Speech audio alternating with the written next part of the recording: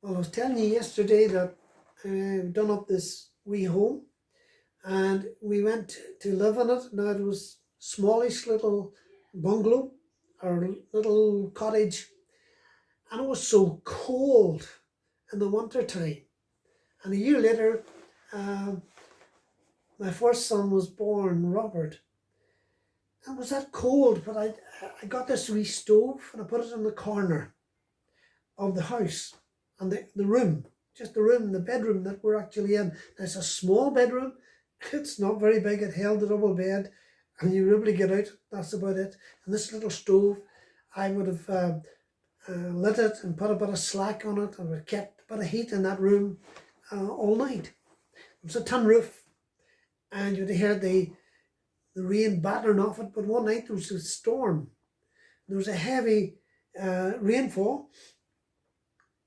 And during that night, I had a dream that there was 3 white coffins. I was in one, Anne was in one, and Robert was in another.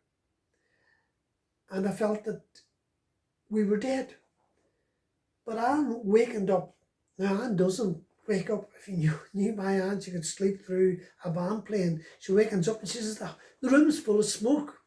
What had actually happened was the rain washed the soot down the pipe and blocked it, and so the smoke was coming right into the room. Now the room was full of smoke, and I jumped up, got the wee baby Robert out and her, and I thought we'll get down to the sitting room, and it was full of smoke. Now I'm told you just don't waken up out of smoke, especially Anne. So we went down to 2:30 that morning. I had to get Anne's people up, and we came back and the house was stinking of smoke. But why I tell you that is that God preserved our lives for a reason. And sometimes we don't understand these things, but God preserves you for a reason. And I'm starting this time to begin to understand some of the Bible. And one of the things that I felt the Lord was speaking to me about in them days was tithing, just putting money aside and maybe giving it to, I wouldn't give it to the churches because I thought they'd far too much to start with. But I can remember meeting this guy, and he says, you'll have to come up to the open air in Strabane. So I went on a Saturday night up to the meeting in Strabane, but there was a few people speaking, but there was a crowd speaking, and I was standing there, and this guy comes and says, that's the wrong people, come on over here. So I went over, and there's a crowd of young people standing singing in the corner, and there was a couple of big farmer men there, and I was hiding at the back thinking, yeah, great, I'll be a witness in here. And he says, have you got a wee word, brother? I thought, I made a promise to God that if anybody ever asked me to speak, that I would share. And I thought, oh no, I don't hardly know a verse here, 1 or 2 verses in my mind. And suddenly this verse came to me that that you cannot serve 2 masters. If you either will hate the one and love the other, you cannot serve God and money. And I spoke on that, and I felt I had such liberty.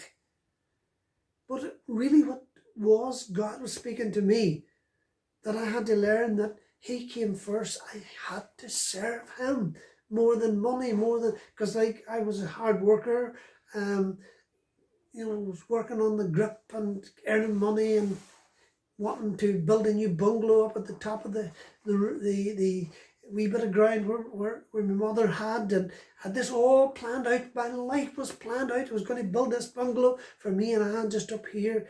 And because I was in the building trade, it was never going to be any great problem for me to do. But here I am speaking, this verse, you cannot serve God and money. And I went home and thought about it.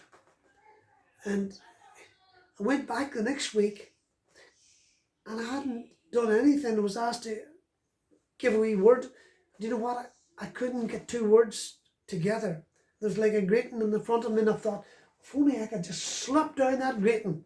I went home that night, and I says to Anne, I am never, ever going to speak again. That's me finished. I'll never go back to another open air.